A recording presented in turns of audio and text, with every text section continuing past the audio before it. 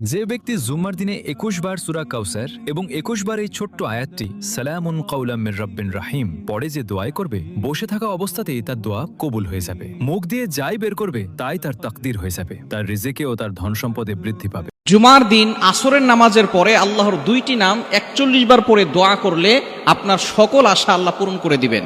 জুমার দিন হচ্ছে leader of the all days, সকল দিনের সর্দার হচ্ছে জুমার দিন, এটা সাইয়্যিদুল আইয়াম। সুতরাং এই জুমার দিন হেলায় খেলায় নষ্ট করা যাবে না।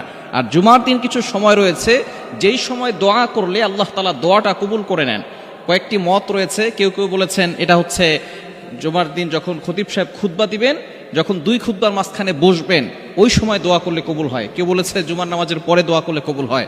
তবে বিশুদ্ধ মত ইমাম আবু হানিফা রাহমাতুল্লাহি আলাইহি জানিয়ে দিয়েছেন, আসরের নামাজের পরে মাগরিবের পূর্বে যদি কোনো ব্যক্তি দোয়া করে আল্লাহ তাআলা জুমার দিন আসরের নামাজের পরে আল্লাহর দুইটি নাম ৪১ বার পরে দোয়া